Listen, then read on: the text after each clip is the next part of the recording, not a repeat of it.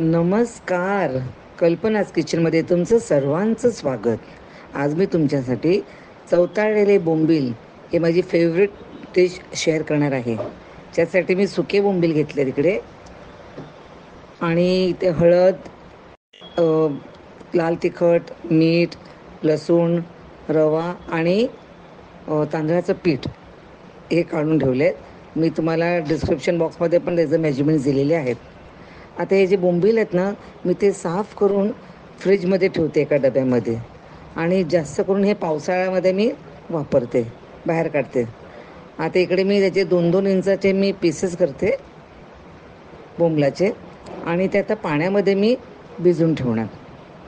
एक 10-15 मिनटं पाण्यात भिजल्यावर तुम्हाला परत ते काय स्वच्छ करायचं असेल तर हे असं काढू शकता तुम्ही हातानेच.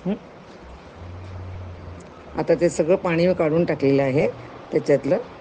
आता हे सगळे मी जे मसाले काढले आहेत ते मिक्स करते, रवा आणि तांदळाचं पीठ. आपण इथे आलं घेत नाही हां, नुसतं लसणाची पेस्ट घेतली मी. आता पाहू शकता सगळं पाणी काढलेलं आहे त्यातून. आता तो सगळा जो मी केलेला आहे मिक्स करते सगळा मसाला आणि हे चांगलं परत मिक्स करून मी ते एक 10 मिनटं तरी ठेवते, म्हणजे ते मसाला चांगला त्या बोंबल्याला चिकटून राहतो. पाहू शकता सगळं छान दिसतं ना. आता तेल तापत ठेवलेलं आहे मी. तर ते तुम्ही हे सुके बोंबील तुम्ही डीप फ्राय पण करू शकतात हां, पण मी शॅलो फ्राय करते. मला डीप फ्राय करायची गरज वाटत नाही. फक्त एका वेळी सगळे नको घालू, थोडे थोडे घाला ते आणि हाय फ्लेमवर ते तळायचे असतात. हाय फ्लेमवर का, म्हणजे ते तेल सोचून नाही घेत, नाही तर ते सगळं तेल ॲब्झॉर्ब करेल ते बोंबील आणि सॉगी होईल ते. तर हाय फ्लेमवर ते बोंबील तळायचे.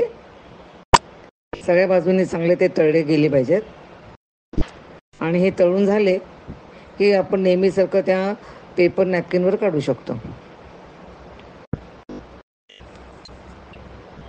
हे बघा, चांगले कुरकुरीत ऑलरेडी दिसतात आणि असं छान किचनमध्ये मला एकदम छान अरोमा आलं आहे.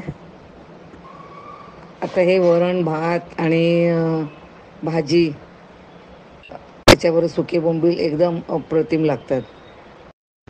आता हे मी दोन्ही सगळ्या बाजूने ते तळून घेतले, चांगले ड्राय आणि छान ह्यासाठी मी ते टिश्यू पेपरमध्ये काढते.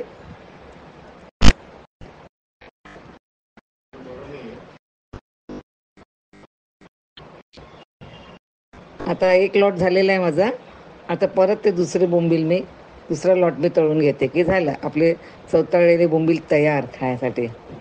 हे पाहू शकता त्याचा मसाला कसा छान राहिला आहे आणि मी ना डीप फ्राय का नाही करत, कारण ते मग तेल एवढं मोठं राहते ना, तर म्हणून मी ते शॅलो फ्राय करते.